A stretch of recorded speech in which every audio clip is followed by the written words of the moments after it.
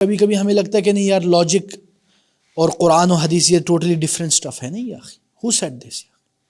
یہ دیکھیں، یہ آپ کو سمجھا رہی ہے کہ how to use the logic.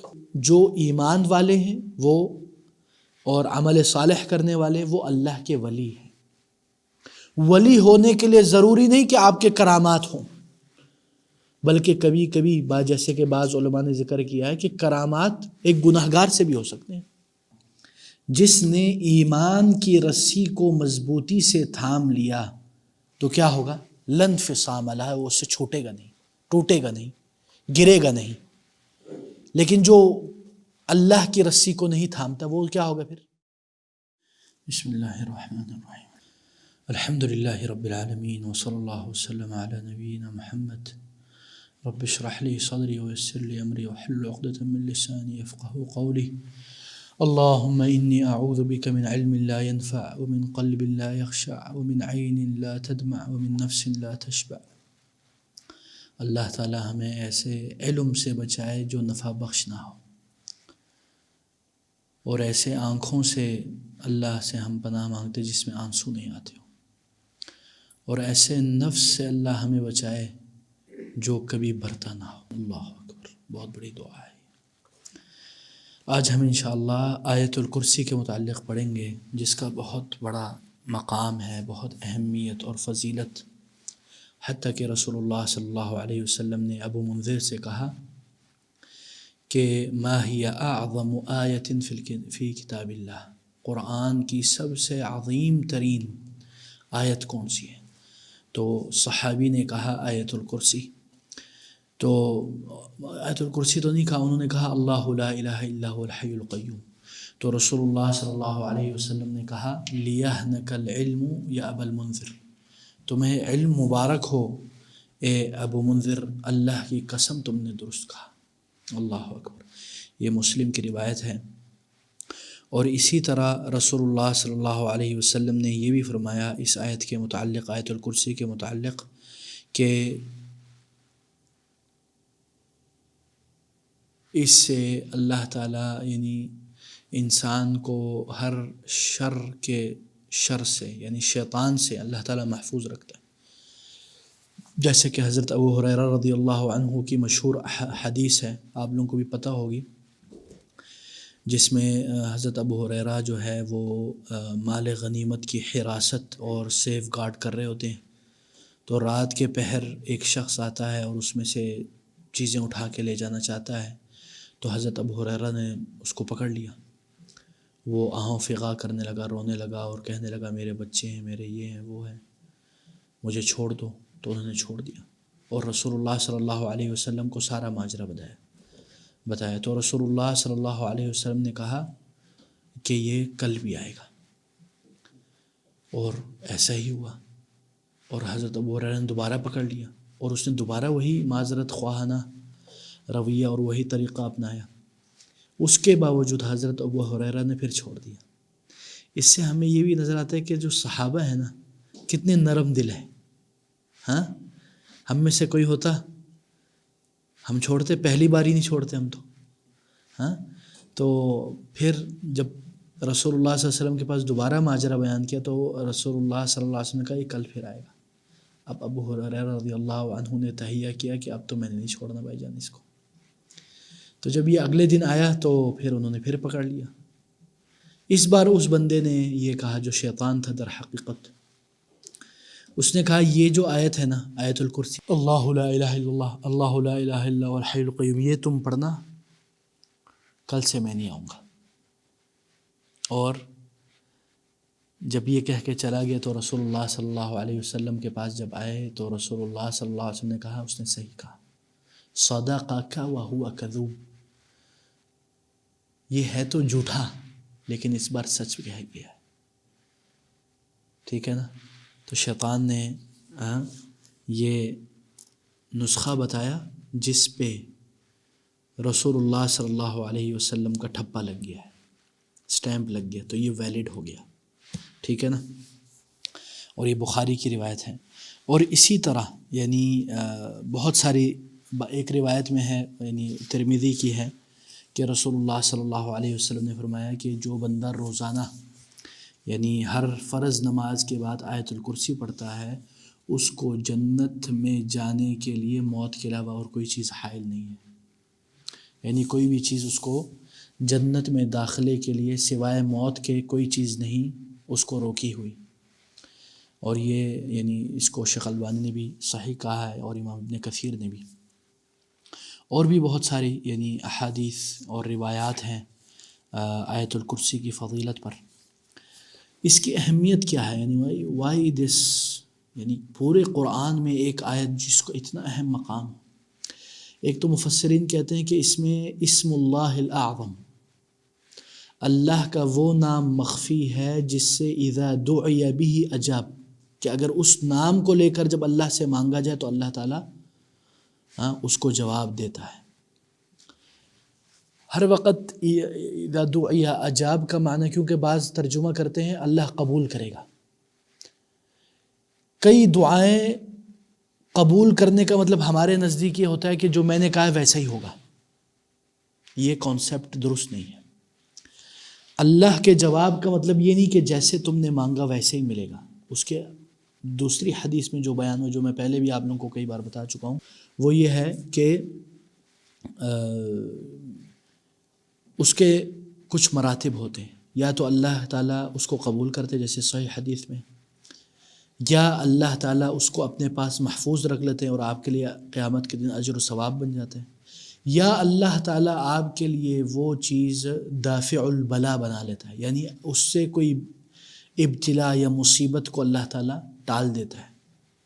تو یہ یعنی احادیث کی بنا پہ یہ ہمیں پتہ چلتا ہے کہ جواب کا یہ معنی ہے، نہ کہ یہ کہ جیسے میں نے کہا ویسے ہی ہو جائے۔ اس آیت کے عظیم ہونے کے کئی پہلو ہیں، ان میں سے ایک سب سے بڑا پہلو یہ ہے کہ اس میں اللہ تعالیٰ کی بہت بڑی بڑی صفات بیان ہوئی ہے، اللہ تعالیٰ کا تعارف ایسا پیش کیا گیا جو میرے خیال میں، یا بعض علماء کے خیال میں کون ہوتا ہوں، علماء کے خیال میں کہ پورے قرآن میں اس انداز توصیف یا انداز وصف نہیں ملتا جس انداز میں ادھر بیان کیا گیا۔ اب وہ ہم پڑھتے ہیں اور ہمیں پتہ چلے گا وہ کیا ہے۔ اللہ لا الہ الا هو الحی القیوم، اللہ وہ ہے جس کے سوا کوئی معبود نہیں، برحق معبود نہیں، الحی القیوم، الحی سے مراد زندہ، القیوم جو ہر چیز کو قائم رکھنے والا، ہر چیز اس پر ڈیپینڈنٹ اور اس کے اوپر ریلائے کرتی ہے اور وہ کسی کے اوپر ریلائے نہیں کرتا۔ اور ادھر الحی کا جو ترجمہ کیا جاتا ہے وہ زندہ کیا جاتا ہے، لیکن یہ یاد رکھیں ایک چیز ہے اس کو بولتے ہیں مشترکات۔ مشترکات کا کیا مطلب ہے؟ یعنی ورڈز سملر ہیں، میننگز بھی ہو سکتا ہے سملر ہو، لیکن اس کی حقیقت میں زمین و آسمان کا فرق ہے۔ یہ اگر ہم جب کہتے ہیں نا اللہ تعالیٰ حی ہے، زندہ ہے، تو آپ کے ذہن میں میری اور آپ والی زندگانی نہیں آنی چاہیے۔ اللہ تعالیٰ ہم لوگوں کی جو زندگانی ہے اس سے کئی گنا بہتر اور اعلیٰ زندگانی اور قیومیت ہے اس میں، جس کی کوئی لیس کمثلہ شیء، جس کی کوئی مثال نہیں ہے، ٹھیک ہے نا۔ اور اسی طرح اللہ تعالیٰ پھر فرماتے ہیں لا تأخذہ سنہ، اور اس کو نہیں آتی، سنہ کس کو بولتے ہیں؟ اونگ۔ اونگ کس کو بولتے ہیں؟ اونگ کا مطلب آپ کو پتہ ہے؟ معاذ بلال بھائی، یعنی یہ جو میں مثلا بیٹھا ہوں تھکاوٹ میں، مثلا ابھی جاب سے آیا ہوں، اس کو بولتے ہیں اونگ۔ اللہ تعالیٰ کو اونگ بھی نہیں آتی، اللہ تعالیٰ قیوم ہے، یہ ان کے کمال صفت کی بات ہو رہی ہے، ٹھیک ہے نا۔ اور اسی طرح اس کے بعد اللہ تعالیٰ فرماتے ہیں سنتم ولا نوم، اور اللہ تعالیٰ کو اونگ جس کو نہیں آتی، کیا اس کو نیند آئی؟ نیند بھی نہیں آتی اللہ تعالیٰ کو، ٹھیک ہے نا۔ کیوں؟ اللہ تعالیٰ یہ بعض علماء کہتے ہیں کہ یہ صفات نقص ہے۔ کیا؟ یہ ایسی صفات ہے، اونگ آنا، نیند آنا، یہ اللہ کے ذات کے لیے یہ کم، یہ نقص ہے، اس میں کمی ہے، لیکن انسان کے لیے ہو سکتا ہے وہ کمال ہو، ٹھیک ہے نا۔ مثلا مجھے اگر نیند نہ آئے یا مجھے اونگ بھی نہ آئے، ہاں تو یہ تو بڑی بات کیا، وہ تو بیمار آدمی ہے، ہی از ناٹ نارمل، اب نارمل برو، ہاں he need to go to doctor یا اخی، ہاں. تو اسی طرح اس سے ہمیں یہ پتہ چلتا ہے. اور اسی طرح یعنی ایک اور بات جو ہے وہ یہ ہے کہ اس آیت میں جو ہمیں پتہ چل رہا ہے، اس کے بعد اللہ تعالیٰ فرماتے ہیں لَهُ مَا فِي السَّمَاوَاتِ وَمَا فِي الْأَرْضِ، اور اللہ تعالیٰ کے لیے کیا ہے، زمین و آسمان اور اس میں جو کچھ ہے، جو بھی اس میں کچھ ہے وہ سب کے سب اللہ تعالیٰ کے ہاتھ میں ہے. اور اللہ تعالیٰ اس کے یعنی اس کا کنٹرول اور اس کی اتھارٹی اللہ تعالیٰ کے پاس ہے، نہ کہ کسی اور کے پاس، جیسے کہ بعض لوگ سمجھتے ہیں ہمارے معاشرے میں. اللہ تعالیٰ معاف کرے، ٹھیک ہے نا. اچھا جی، اسی طرح ہم آگے چلتے ہیں. اللہ تعالیٰ فرماتے ہیں من ذا الذی یشفع عندہ الا باذنہ، یعنی اللہ تعالیٰ فرما رہے ہیں کہ اللہ تعالیٰ کے اجازت کے بغیر کون سفارش کرے گا. یعنی سفارش بھی جو اللہ کے سامنے کرنی ہے اس کی بھی ہر کسی کو اجازت نہیں ہوگی کہ بھائی جان کوئی بھی دڑلے سے کھڑا ہو گیا، معاذ سیف اللہ بلال جی بسم اللہ یا اللہ، نہیں. وہ سفارش کروانے کا بھی کرائٹیریا ہے، اس لیول کے eligibility criteria is next level, ٹھیک ہے نا. تو اللہ تعالیٰ ہمیں شفعاء میں سے بنائے، ہمیں سفارشیوں میں سے بنائے، لیکن اس کے لیے بھی عمل کرنا پڑتا ہے. یہ نہیں کہ بیٹھے بٹھائے سفارشی بن جائے. اچھا جی، اسی طرح یہ بھی یاد رکھیں، یعنی الحی جو ہے اس میں ایک اور معنی ہے، وہ ہے کہ وہ ہمیشہ سے تھا، ہمیشہ سے رہے گا. اور جیسے کہ ایک اور روایت ہے کہ کان اللہ ولم یکن شیء قبلہ،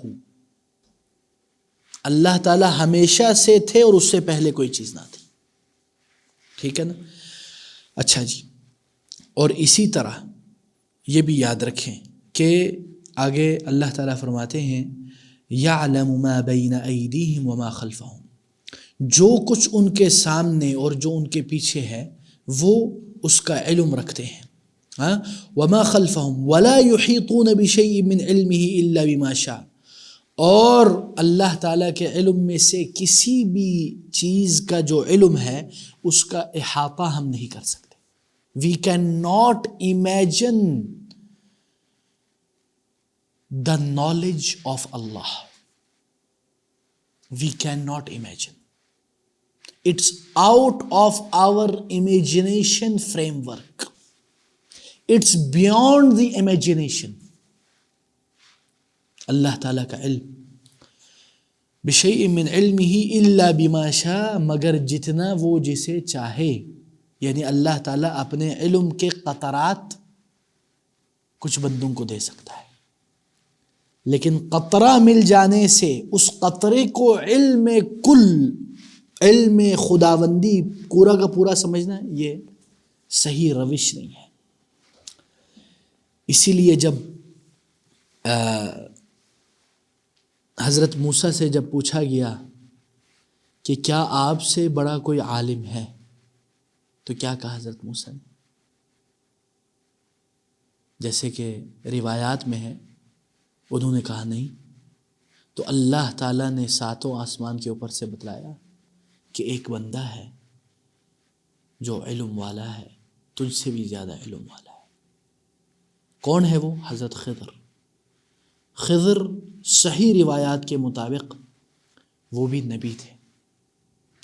ہمارے ہاں ہمارے ملک میں یا بر صغیر میں مشہور ہے کہ وہ اللہ کے ولی تھے.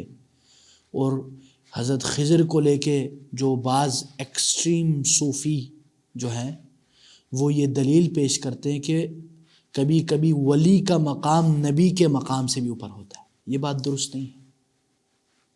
حضرت خضر خود ایک نبی تھے، اور کچھ سمجھتے کہ وہ آج تک زندہ ہے.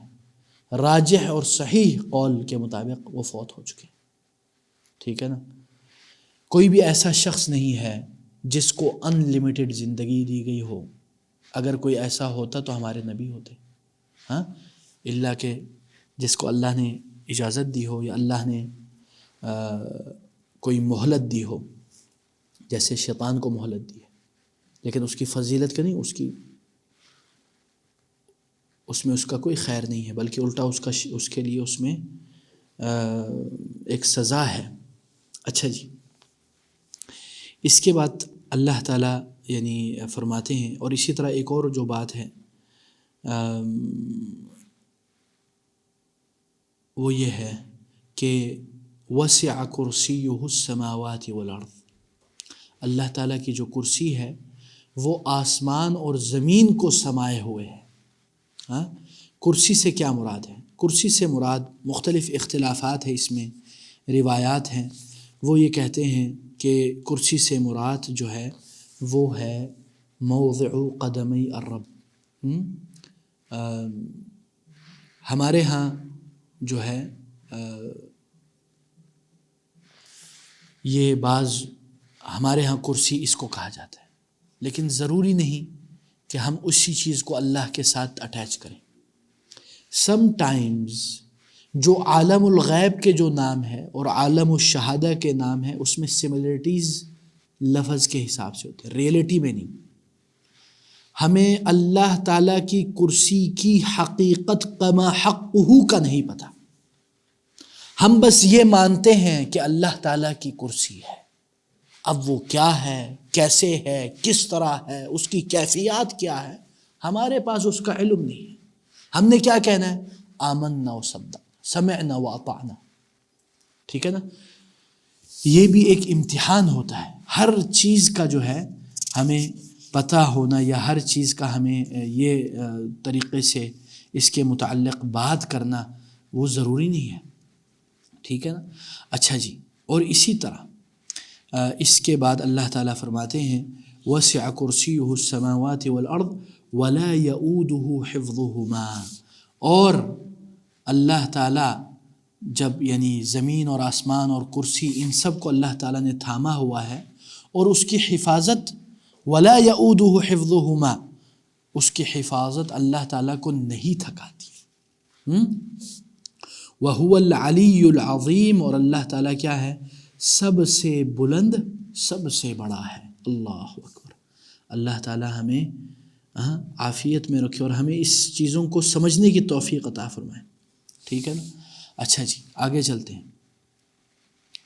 اس کے بعد اللہ تعالیٰ فرماتے ہیں لا اکراہ فی الدین. لا اکراہ فی الدین، اس کا کیا مطلب ہے؟ اس کا مطلب ہے دین میں کوئی زبردستی نہیں. دین میں کوئی زبردستی نہیں. قد تبین الرشد من الغی، یعنی گمراہی اور ہدایت صاف صاف واضح ہو چکی بلا شبہ. فمن یکفر بالطاغوت، پھر جو کوئی باطل معبود کا انکار کرے، وَيُؤْمِن بِاللَّهِ، اور اللہ پر ایمان لے آئے، فَقَدْ اسْتَمْسَكَ بِالْعُرْوَةِ الْوُثْقَى، یقیناً اس نے اس مضبوط کڑے کو تھام لیا، اس نے اس اللہ کے مضبوط رسی کو تھام لیا. لَا انْفِصَامَ لَهَا، جسے کسی صورت وہ کسی بھی صورت نہیں ٹوٹتا. جب آپ اللہ تعالیٰ کی رسی کو مضبوطی سے تھام لیتے ہو تو وہ کبھی بھی نہیں ٹوٹتا. واللہ سمیع علیم، بے شک اللہ تعالیٰ کیا ہے؟ سب کچھ سننے والے ہیں، اور سمیع علیم، سب کچھ جاننے والا ہے. اس آیت میں ہمیں کیا بتلایا جا رہا ہے؟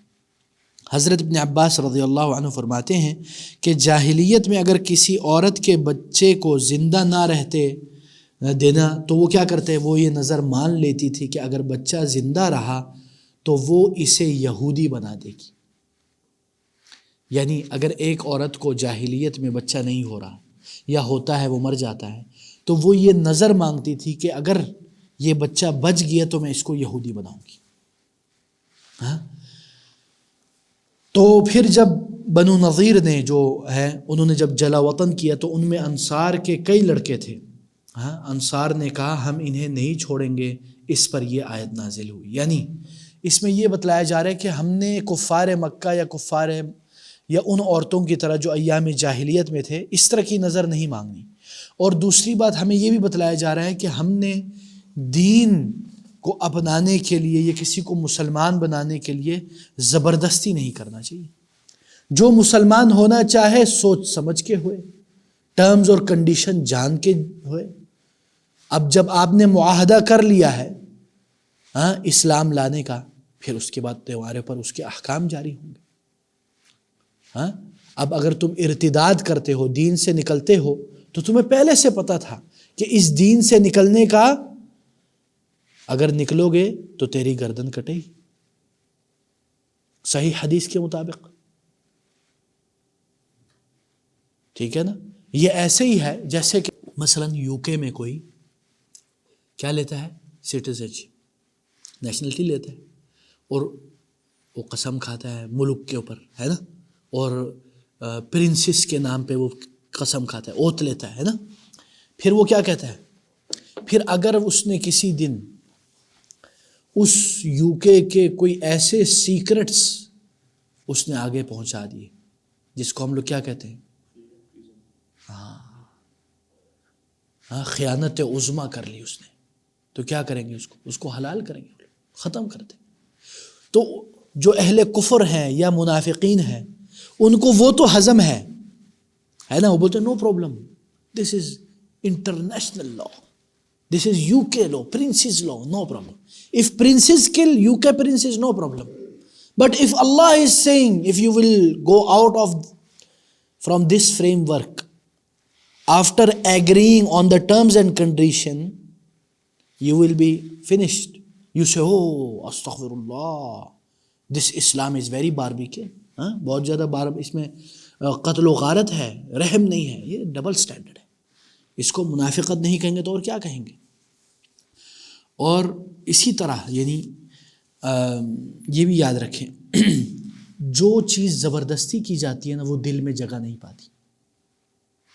آپ لوگوں کو شاید پتہ ہو نہیں ہو، افریقیہ میں یہ کرسچن مشنریز جاتی، ابھی بھی جاتی، مسلمانوں کو کیا کرتی، کھلاتی ہے، پلاتی ہے، اور کیا ان کو ترغیب دیتے کہ تم کرسچن بن جاؤ. کئی مسلمانوں کو مطلب کے لیے یا ان کو زبردستی وہ لوگ ہو جاتے ہیں. لیکن ایک دن جب چھاپا پڑے وہ نماز پڑھ رہا ہوتا ہے. تو یہ اس سے پتہ چلتا ہے کہ زبردستی نا، ہمارا دین ایسا ہے ہی نہیں کہ جو زبردستی ہو. تو الحمدللہ. اچھا جی، اور اسی طرح یعنی جو لوگ بولتے ہیں نا کہ اسلام تلوار کے ناطے پھیلا ہے، ہم یہ نہیں کہتے کہ یہ بات بالکل ہی غلط ہے، اور نہ ہم یہ کہتے کہ یہ 100% صحیح ہے. اس میں ڈیٹیل ہے. اسلام نے کبھی یہ نہیں کہا کہ تلوار کی زور پر دوسروں کو اسلام لاؤ یا اسلام وہ قبول کریں. ہاں، اسلام نے یعنی اگر آپ یعنی اسٹیٹسٹک یعنی جو اعداد و شمار ہے اس کے مطابق دیکھیں تو اسلام سب سے زیادہ اگر پھیلا ہے تو وہ اخلاق کی وجہ سے پھیلا، نہ کہ تلوار کی وجہ سے. دوسری بات، اسلام نے جب بھی کہا ہے نا کہ اگر آپ نے کسی کے ساتھ جہاد طلب کرنا ہے، سب سے پہلے ان کو ٹرمز اور کنڈیشن دیتے. ان کو بولتے دیکھو، یا تو تم لوگ یہ جزیہ دیو، یا اسلام قبول کرو، تم کو جو مناسب لگے. You have to choose, you have option, اور we will do a fight, that's it. اچھا جی، تو اب یہ کس جواز سے یہ جا کے وہ کر رہے ہیں جہاد و طلب؟ ہم بولتے ہیں بھائی جان، جو شرک ہے نا وہ سب سے بڑا ظلم ہے. تو مسلمان جا کے ان کو ظلم سے ہٹانے کے لیے کر رہے ہیں. ٹھیک ہے نا؟ اور اس میں اور بھی ڈیٹیل ہے، ہم اس میں نہیں جاتے. اور اسی طرح ادھر اللہ تعالیٰ نے کیا کہا؟ ادھر اللہ تعالیٰ نے کہا فَمَن يَكْفُرْ بِالطَّاغُوتِ، جو طاغوت سے کیا کرتا ہے، طاغوت سے جو اپنے باطل معبود سے انکار کرتا ہے. طاغوت کی اصل کیا ہے؟ طغى يطغى طغيانا، یہ صيغہ مبالغہ ہے. طاغوت اس کا کیا مطلب ہے؟ یعنی جسے جبروت اور ملکوت، اس کا کیا مطلب ہے؟ اس کا مطلب ہے کہ ہر وہ چیز جو حد سے بڑھ جائے، ہر وہ چیز جس کو آپ نے اللہ کے سوا معبود بنایا ہے، وہ طاغوت کہلائے گا، جس کے آپ مانتے ہو، چاہے وہ کچھ بھی ہو. ٹھیک ہے؟ اس کے بعد اللہ تعالیٰ فرماتے ہیں اللہ ولی الذین آمنوا، اللہ تعالیٰ ان لوگوں کا دوست ہے جو ایمان لائے۔ ولی دوست کے معنی میں بھی آتا ہے، اس حساب سے ہر کوئی ولی بن سکتا ہے اگر اللہ کی دوستی مراد لی جائے۔ اللہ تعالیٰ جو ہے اہل ایمان والوں کا دوست ہے اور ان کے ساتھ کیا کرتا ہے؟ یخرجہم من الظلمات الی النور، وہ انہیں اندھیروں میں سے روشنیوں میں لے آتا ہے، ہاں روشنیوں میں لے آتا ہے۔ والذین کفروا اولئک هم الطاغوت، اولئک والذین کفروا اولیاؤہم الطاغوت، اور جو جنہوں نے کفر کیا وہ کیا ہے؟ ان کے جو ولی ہیں، ان کے جو دوست ہیں، ان کے جو باطل معبود ہیں وہ کیا ہے؟ وہ طاغوت ہے، ٹھیک ہے نا؟ یعنی جو کفار کے یار ہیں، جگری یار ہیں، وہ دراصل ان کے طاغوت بن گئے ہیں جن کے پیچھے وہ چلتے ہیں، بلائنڈ فالوئنگ کرتے ہیں، ہاں اچھا جی۔ یخرجونہم من النور الی الظلمات، جو کفار کے اولیاء ہیں وہ لوگوں کو نور سے تاریکیوں میں لے جاتے ہیں، لوگوں کو نور سے تاریکیوں کی طرف لے جاتے ہیں، ظلمت کی طرف لے جاتے ہیں۔ اور اولئک اصحاب النار، وہ لوگ کیا ہیں؟ یہ لوگ آگ والے ہیں، جو کفار ہیں اور ان کے اولیاء، ان کے دوست۔ ہم فیہا خالدون، وہ اس میں ہمیشہ رہنے والے، ٹھیک ہے نا؟ اس سے ہمیں پتہ چلتا ہے کہ جو ایمان والے ہیں وہ اور عمل صالح کرنے والے وہ اللہ کے ولی ہیں۔ ولی ہونے کے لیے ضروری نہیں کہ آپ کے کرامات ہوں، بلکہ کبھی کبھی جیسے کہ بعض علماء نے ذکر کیا ہے کہ کرامات ایک گناہگار سے بھی ہو سکتے ہیں۔ ہمیں لگتا ہے کہ یار ولی اللہ بس یار کوئی نیکسٹ لیول چیز ہے، unachievable, no, you can be ولی، یو کین بی ولی، یو کین بی ولی اللہ۔ ہاؤ؟ ایمان لے آؤ، عمل صالح کرو، بس دیٹس اٹ، نتھنگ اسپیشل۔ چلے لگاؤ 40 دن 60 دن، 3 مہینے کے لیے باہر جاؤ، فیملیوں کا بیڑا غرق کر کے چھوڑ کے چلے جاؤ، اپنی اللہ میں اللہ کا ولی بننے جا رہا ہوں بھائی جان، 40 دن غار میں بیٹھ کے بند کر کے گندگی میں کپڑے بھی اتار گئے، ایسے بھی لوگ رہے، استغفر اللہ۔ کیا بولتے ہیں؟ میں چلا کاٹ رہا ہوں کیونکہ میں نے اللہ کے ولی بننا ہے، اور ادھر ایسے ایسے ذکر کرتے ہیں شیطانی کہ اللہ معاف کرے۔ یہ کوئی طریقہ نہیں ہے ولی بننے کا۔ جو بندہ شریعت پر چل رہا ہے وہ اللہ کا ولی ہے، جو بندہ شریعت پہ نہیں چلتا وہ کیسے اللہ کا ولی ہو سکتا ہے؟ کتنے ہمارے ادھر ننگا بابا اللہ ولی والا، استغفر اللہ، بنگالی بابا اور پتہ نہیں کیا کیا بابے شابے ننگے گھوم رہے ہوتے ہیں، یہ بولتے ہیں پہنچی سرکار ہے، پہنچی سرکار، نماز نہیں پڑھتے، ہاں سورہ اخلاص سورہ فاتحہ نہیں آتی۔ اس دن میں دیکھ رہا تھا 1-2 کلپ، آپ لوگوں نے بھی دیکھے ہوں گے شاید، ہاں بابے شابے بنے ہوتے ہیں، مجذوب جا رہے ہیں، مجذوب، ایش حضر کلام الفارغ، یعنی ننگے لوگوں کو انہوں نے اپنا اللہ کا ولی بنایا ہے، یہ کیسے ہو سکتا ہے؟ تو یہ بڑا یعنی افسوس کا معاملہ ہے، اور اس میں ہمیں یہ لوگوں کو بھی بتانا چاہیے کہ بھائی جان یہ 2 نمبر لوگ ہیں، اپنے رشتہ داروں میں، دوستوں میں، کزنز میں کوئی نظر آئے آپ کو جو ان چیزوں میں پڑا ہوا ہے، اس کو پیار محبت سے سمجھانے کی کوشش کریں۔ کیوں؟ کیونکہ آپ اپنے کزن، اپنے دوست، اپنے رشتہ دار کے لیے تو نہیں چاہتے کہ وہ بھائی جان کوئی جہنم میں جائے، ہاں، یا وہ اس کو میں کوئی ہارمفل چیز دوں وہ کرے۔ If you don't like this, you should not like the another one, which will be more harmful in hereafter, hellfire. It's not easy. تو ہمیں چاہیے کہ ہم اپنے رشتہ داروں کو، ہمارا مسئلہ کیا ہے؟ ہم لوگ بولتے ہیں یار رشتہ دار ہیں، کوئی مسئلہ، لحاظ کرتے ہیں، لحاظ میں ہمارا بیڑا غرق ہو جاتا ہے، پروفیشنل لائف میں بھی اور دعوتی لائف میں بھی ہم لحاظ رکھتے ہیں نا، پھر ہمیں کمپرومائز کرنا پڑتا ہے، آخر میں بڑے مسائل ہوتے ہیں۔ اس لیے میں نہیں کہتا کہ سختی کرے، ہارش کرے، لیکن ایک پیار محبت سے کم از کم سمجھا دیں اور باؤنڈریز کلیئر کر دیں۔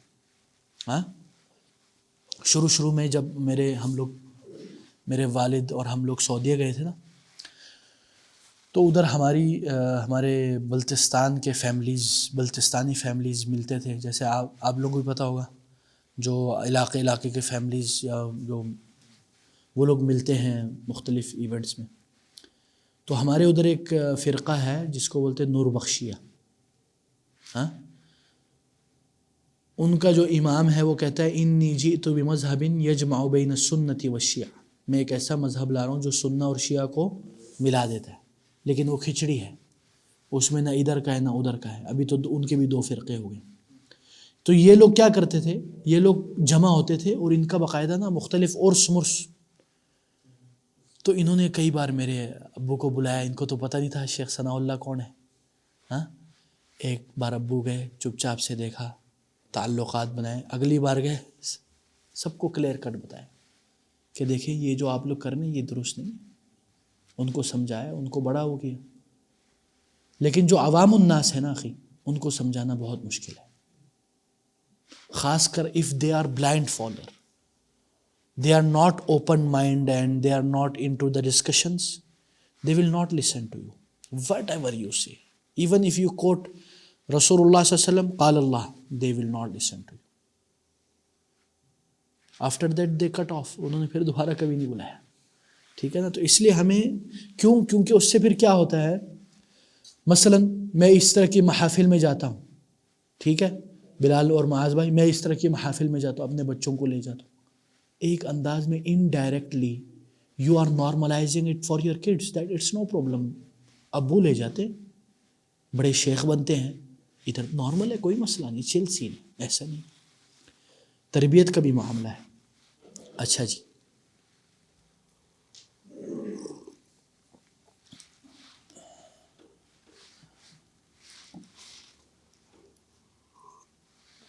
اچھا جی، آگے اللہ تعالیٰ کہتے ہیں الم تر الی الذی حاج ابراہیم فی ربہ ان آتاہ اللہ الملک.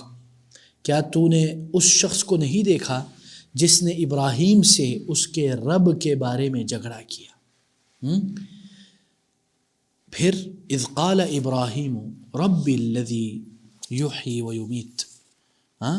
ابراہیم علیہ السلام نے کیا کہا، حضرت ابراہیم علیہ السلام نے یعنی جو ان کے ساتھ اس نے محاجہ جھگڑا کیا کہ ان آتاہ اللہ الملک، کہ اس لیے کہ اللہ تعالیٰ نے اسے حکومت دی تھی، اس لیے اس نے جھگڑا کیا کہ اللہ تعالیٰ نے اسے حکومت دی. کہ جب حضرت ابراہیم نے اس کو یہ کہا اذ قال ابراہیم ربی الذی یحیی و یمیت، جب ابراہیم علیہ السلام نے کہا میرا رب وہ ہے جو زندگی بخشتا ہے اور موت دیتا ہے، تو اس نے کیا کہا، اس نے کہا قال انا احیی و امیت، اس نے کہا میں بھی زندگی بخشتا ہوں اور موت دیتا ہوں. ہاں، قال ابراہیم، تو حضرت ابراہیم نے کیا کہا، ایسا ایک پوائنٹ ریز کیا کہ وہ چپ ہو گیا. قال ابراہیم فإن اللہ یأتی بالشمس من المشرق فأت بها من المغرب فبہت الذی کفر واللہ لا یہدی القوم الظالمین. اللہ اکبر. حضرت ابراہیم علیہ السلام نے کہا اللہ تعالیٰ تو وہ ہے یأتی بالشمس من المشرق، جو سورج کو مشرق سے لاتا ہے، فأت بها من المغرب، تو پس تو کہتا ہے کہ تو بھی رب ہے، زندہ کرتا ہے، موت دیتا ہے، تو ذرا یہ سورج نہ مغرب سے لا کے دکھا دے. ہاں، تو کیا ہوا، فبہت الذی کفر، جس نے کفر کیا وہ حیرت زدہ ہو گیا، اس کی تو گیم فنش ہو گئی نا، گیم ہی اوور ہو گئی. اس نے جو آرگومنٹ پیش کیا تھا حضرت ابراہیم نے وہی آرگومنٹ اس کی طرف پلٹا دیا، ٹرننگ دا ٹیبل، یعنی وہ ٹیبل ہی پٹخ کے رکھ دی اور اس کو الٹ کے رکھ دی کہ وہ بندہ ہی ہل گیا جو کہہ رہا تھا کہ بھائی جان میں بھی زندہ کرتا ہوں، میں بھی موت دیتا ہوں. بولا چلو اب تم نے کر کے دکھاؤ. واللہ لا یہدی القوم الظالمین، اللہ تعالیٰ ظالم لوگوں کو ہدایت نہیں دیتا. اس آیت سے ہمیں کیا پتہ چلتا ہے، ایک قصہ ہے. وہ قصہ کیا ہے، حضرت ابراہیم علیہ السلام کا جب مناقشہ ہوا ایک بادشاہ سے، اس میں مختلف روایت ہیں، یعنی بعض بولتے ہیں کہ وہ بادشاہ جو ہے کیا نام ہے، کیا بولتے قارون، ہاں، اس طرح ایک، المہم ایک بادشاہ کا ذکر کرتے ہیں لوگ نام، لیکن وہ محل نظر ہے کہ حضرت ابراہیم علیہ السلام نے جب بادشاہ سے بات کی اللہ کے بارے میں اور اس کو سمجھایا، تو اس نے کہا بادشاہ نے کہ تمہارا رب کون ہے؟ ہو از یور گاڈ؟ تو حضرت ابراہیم علیہ السلام نے کہا کہ میرا رب تو وہ ہے جو زندہ کرتا ہے اور موت دیتا ہے۔ تو اس بادشاہ نے بھی کہا وہ تو میں بھی کرتا ہوں۔ اس کو لگ رہا تھا یہ جو قتل کرنا یہ موت دینا ہے، اس کو چھوڑ دینا وہ زندگی دے دی میں نے، اس کو تو یہ لگا، ٹھیک ہے، سرفیس آف دا نالج۔ المہم تو حضرت ابراہیم نے کہا اچھا یہ بات ہے تو تم یہ کر کے دکھاؤ۔ تو حضرت ابراہیم علیہ السلام نے جب اس کو یہ پلٹایا، اس سے ہمیں ایک اور بات پتہ چلتی ہے کہ سم ٹائمز اور logical answer is also Islamic answer, ٹھیک ہے نا؟ یعنی کبھی کبھی ہمیں لگتا ہے کہ نہیں یار لاجک اور قرآن و حدیث یہ ٹوٹلی ڈفرینٹ سٹف ہے، نہیں یار، ہو سیڈ دس؟ یہ دیکھیں یہ آپ کو سمجھا رہی ہے کہ how to use the logic اپنے بات کو بیان کرنے کے لیے، آرگومنٹس کے لیے۔ اٹس ویری امپورٹنٹ کہ ہم ان چیزوں کا بھی خیال رکھیں۔ اور اسی طرح مناظرات میں بھی آپ دیکھتے ہوں گے، مثلا آپ لوگ ماشاء اللہ آپ لوگوں نے کبھی دیکھا ہوگا احمد دیدات کو، کئی ان کے ایسے آرگومنٹس ہیں کہ پوچھنے والا بھی حیران ہو جاتا ہے۔ ایک کتاب ہے اس کا نام ہے الاجوبہ المسکتہ، الاجوبہ المسکتہ، ایسے جواب جو انسان کو خاموش کر دے۔ اگر آپ لوگوں کو ڈیبیٹس دیکھنے کی عادت ہو تو آپ دیکھیں گے کئی ایسے لوگ ہیں جن کو اللہ تعالیٰ نے یہ ملکہ دیا ہوا ہے کہ وہ آرگومنٹ کرنے والے کے پرخچے اڑا دیتے ہیں، وہ بندہ خود پریشان ہو جاتا ہے، میرے ساتھ تو گیم ہو گئی۔ اس طرح کے میں کئی مناظرات دیکھتا تھا، یہ خاص کر پاکستان کے نہیں، مطلب ویسٹ کے، یو کے میں ایک ہے ہائیڈ پارک، اسپیکرز کون، اس کے میں بڑے ڈیبیٹس دیکھے ہیں کسی زمانے میں، 3 4 5 گھنٹے کے، بڑا مزہ آتا تھا اس وقت، مطلب انگلش بھی میرا جذبہ تھا اور یہ بھی دیکھنا، اس میں کئی اسپیکرز ایسا جواب دیتے ہیں نا آگے والا ہل جاتا ہے، تو بڑا انسان حیران ہوتا تھا یار کیسے دماغ ہے۔ تو اس سے ہمیں پتہ چلتا ہے کہ کبھی کبھی ہمیں لاجیکل آنسر بھی دینا چاہیے جس سے جو آگے والا ہے نا وہ ہل جائے۔ ایک اور چیز ہے ڈیبیٹنگ میں جس کو کہتے ہیں سوشل انجینئرنگ، پتہ ہے آپ لوگوں کو سوشل انجینئرنگ ٹرم پتہ؟ ڈیبیٹنگ میں اور یہ اس میں بھی یوز کرتے ہیں، وہ کیا کرتے ہیں مثلا ایسی باڈی لینگویج یوز کرتے ہیں جس سے دوسرے کو لگے کہ تو ہار گیا۔ واللہ ایک ڈیبیٹ میں نے دیکھی ہے ایک بندے کی یو کے میں، اس نے یہی کیا، اور بعد میں جب اس سے پوچھا گیا نا اس نے بولا دیکھیے ہم نے ڈیبیٹ سے پہلے نا پوری پلاننگ کی تھی کہ ہم کیسے اس ڈیبیٹر کی سوشل انجینئرنگ کریں گے کہ وہ ڈیبیٹ شروع ہونے سے پہلے اس کو لگ جائے کہ وہ ہار گیا۔ Mind games. اب میں بولتا تھا یہ کیا چیز ہے یار، پھر میں نے وہ تھوڑا سا پڑھا تو مجھے بڑا تعجب ہوا، الگ دنیا ہے یہ جو ہے نا اس طرح کی۔ اچھا جی، اسی طرح اللہ تعالیٰ ادھر ہمیں یہ بھی بتا رہا ہے کہ واللہ لا یہدی القوم الظالمین، اللہ تعالیٰ جو ظالم لوگ ہیں ان کو ہدایت نہیں دیتا۔ یہ اللہ نے یعنی ازل میں لکھا ہوتا ہے بعض لوگوں کے متعلق، ہم کسی کے بارے میں یہ نہیں کہہ سکتے کہ یار اس کو ہدایت نہیں ملنی تو ہم اس کو دعوت ہی نہ دیں۔ کچھ لوگ یہ کہتے ہیں کہ نہیں اس کو نہ کرے، اس کا کیا بات ہے، تو ختم ہو گیا، فنش، ہی از ان ہیل۔ نو یا اخی، وی ہیو ٹو ڈو دعویٰ، we don't have any guarantee, we don't have anything from اللہ دیٹ سینگ ڈونٹ ڈو دعویٰ for this and do for this, okay. اچھا جی، اور اسی طرح یہ جو ہے جو حضرت ابراہیم علیہ السلام نے جس بادشاہ کے ساتھ بات کی تھی وہ نمرود تھا، نمرود جو ہے نا یہ وہ بادشاہ تھا جس کے ساتھ یہ مکالمہ ہوا، جو یہ سمجھتا تھا کہ وہ بھی خدا ہے نعوذ باللہ، جو زندہ اور لوگوں کو زندہ کرتا ہے اور لوگوں کو مارتا ہے۔ اچھا جی، اسی طرح ان آیات سے ہمیں ایک اور جو بات پتہ چلتی ہے وہ یہ ہے کہ اللہ تعالیٰ جو بادشاہت ہے نا، بادشاہت وہ ضروری نہیں کہ یعنی بادشاہت، جیسے میں پہلے بھی آپ لوگوں کو شاید پتہ نہیں یاد ہونا ہو، بادشاہت is not something pure evil یا پیور گڈ. یہ based on who is the بادشاہ. جیسے ادھر نمرود ہے، ہاں پچھلے آیات میں گزرا ہے ایک اور بادشاہ کا جو حضرت داؤد علیہ السلام، جو نبی بھی تھے اور بادشاہ بھی تھے، ٹھیک ہے نا. تو کیا اگر بادشاہت یا being a king is a pure evil, how can be a prophet a king؟ سمجھ میں آیا نا. تو اس بنا پہ ہمیں پتہ چلتا ہے کہ اللہ تعالیٰ کبھی کبھی جو حکومت ہے، یہ طاقت ہے یا پاور، اتھارٹی، ضروری نہیں اسی کو ملے جو جس کا حقدار ہے. کئی بار ایسا ہوتا ہے کہ پاور ان لوگوں کو مل جاتی ہے جو ایلیجبل ہی نہیں ہوتے، ٹھیک ہے نا. کیونکہ کچھ لوگ سمجھتے ہیں کہ نہیں، اگر خلافت ہے تو خلافت میں ہر وقت اچھے ہی خلیفہ ہوتے ہیں. یہ بات درست نہیں ہے. ہماری اسلامک ہسٹری اس آرگومنٹ کے بالکل برعکس ہے. اسلامک ہسٹری میں کئی ایسے خلیفہ گزرے ہیں جو اچھے نہیں تھے. میں بعد کی بات کر رہا ہوں، سن بنو عباسڈ زمانے میں یا اس سے پہلے ایسا رہا ہے کہ جس میں مسئلے مسائل ہوئے.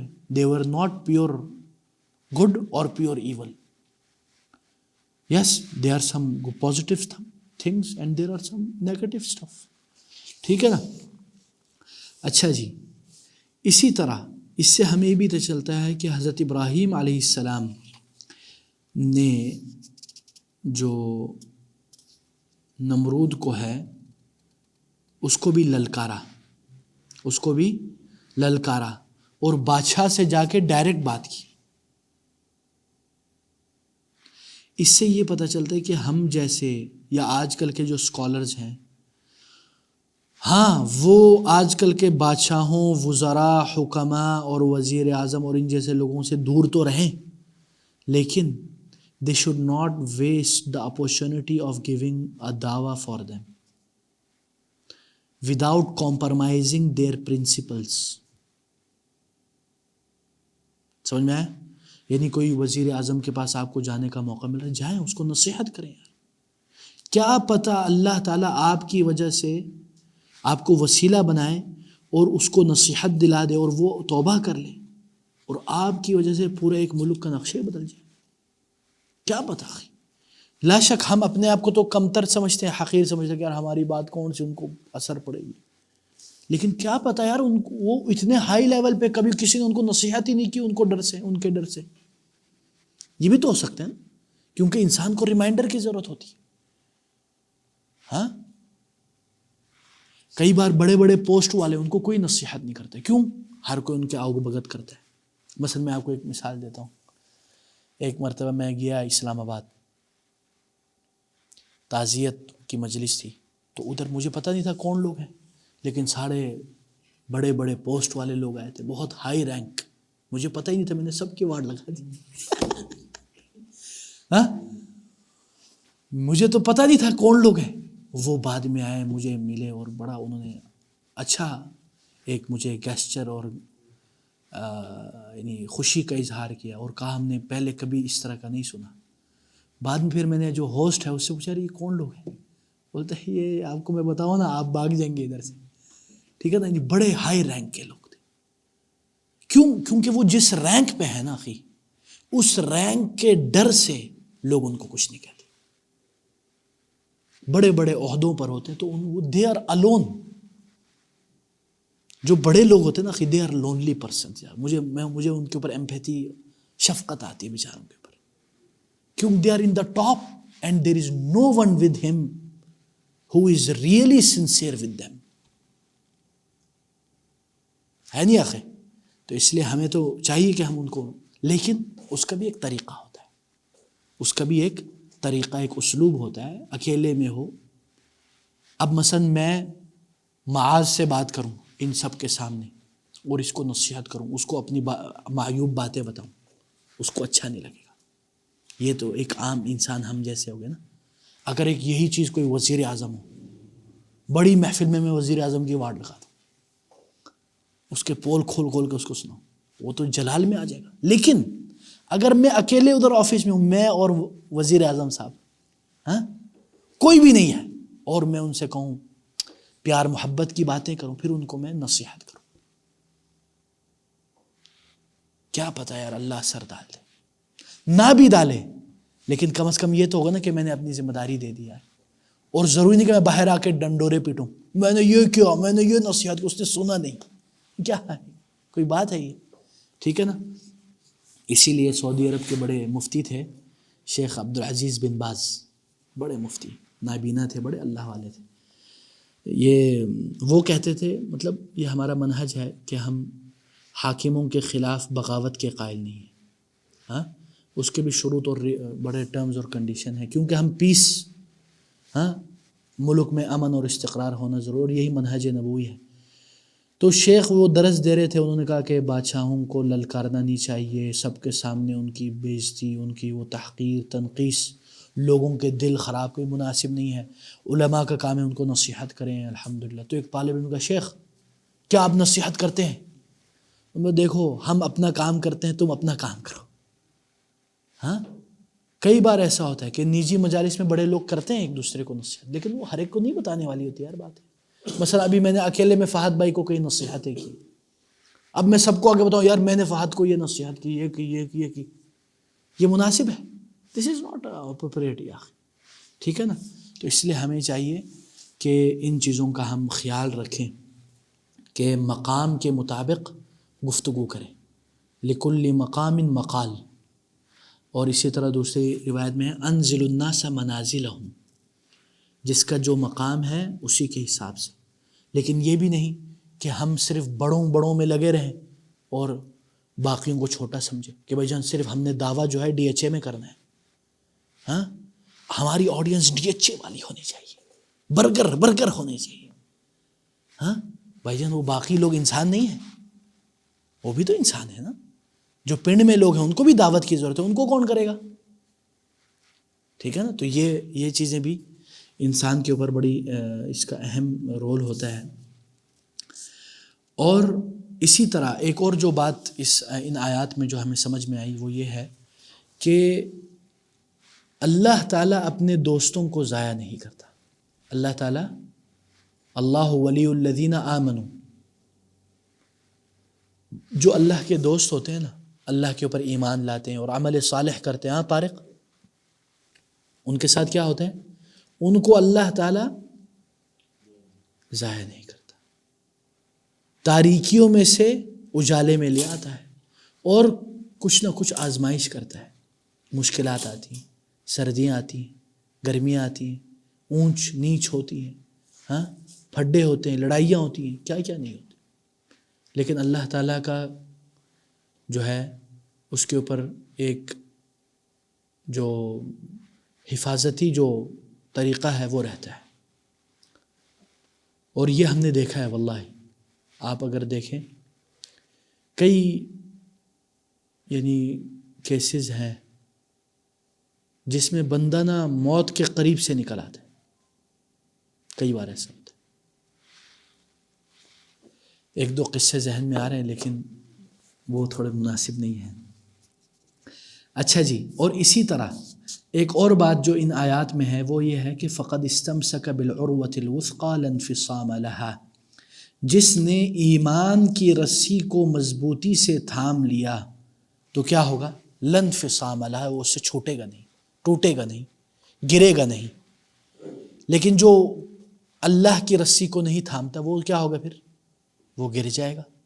اس کا مفہوم مخالفہ، یعنی the opposite understanding of this آیا از دیٹ جو اس رسی کو نہیں تھامے گا وہ گر جائے گا، وہ پھسل جائے گا۔ اسی لیے آپ دیکھتے ہیں کہ جو بدعتوں میں پڑھتے ہیں، شروع میں بدعت چھوٹی سی ہوتی، شروع میں بدعت چھوٹی سی ہوتی، آہستہ آہستہ وہ رائتہ پھیلاتی ہے، ہے نہیں. آہستہ آہستہ وہ بڑا ہوتے جاتا ہے حتیٰ کہ وہ ایک برانڈ بن جاتا ہے اسلام کا، اور وہ بدعت نہیں کرنے پہ آپ بدعتی بن جاتے ہو. یعنی اگر آپ اس بدعت میں نہیں جاتے تو سمجھتے نعوذ باللہ یہ گستاخ نبی ہے، یہ تو نبی سے محبت ہی نہیں کرتا. یہ ہے نہیں ایسے آخری کئی چیزیں ایسے. تو اللہ تعالی ہمیں غور و فکر کرنے کی توفیق عطا فرمائے. اور اسی طرح ان آیات میں جو ایک اہم چیز ہے، لا اکراہ فی الدین، دین میں زبردستی نہیں. کئی بار بچوں کو ہم نماز جب پڑھاتے ہیں یا قرآن حفظ کرواتے ہیں زبردستی کرتے ہیں، اور اس زبردستی میں کبھی ہم ایکسٹریم پہ چلے جاتے ہیں، پھر کیا ہوتا ہے ان کو اس چیز سے نفرت ہو جاتی ہے. مثلا میرا قاری، میرا استاد جو مجھے قرآن پڑھاتا تھا، وہ مجھے ماشاءاللہ مولا بخش ایسا لگاتا تھا جیسے اللہ معاف کرے نانی اماں یاد آ جاتی تھی. ہاں، اس سے کیا ہوا؟ اس سے آپ نے قرآن چھوڑ دیا، قرآن حفظ کے دوران میں بھاگ گیا، قرآن سے نفرت نعوذ باللہ اس نے پیدا کر لی. اسی طرح ایک بچہ نماز، ابھی اس کو آپ نے ٹریننگ ہی نہیں دی نماز کی. اللہ کے نبی کہتے ہیں کہ جب وہ 7 سال کا ہو جائے اب اس کی ٹریننگ شروع کر دو، زبردستی نہیں. اس کو نماز کے لیے، اس کے سامنے نماز کے لیے جاؤ، وہ خود بخود آپ کے پیچھے ہے. میرا ابھی بچہ 4 سال کا، وہ بولتا ہے ابو جانے، کبھی کبھی میں لے آتا ہوں. پھر حرکتیں بھی ہوتی ہے بچوں کی. 4 سال کا نا، ابھی 7 سال کا نہیں، لیکن اس کو ابھی سے شوق ہوتا ہے. کیوں؟ ابو جا رہے ہیں، ابو کے پیچھے. ہی ٹرائی ٹو کاپی یو.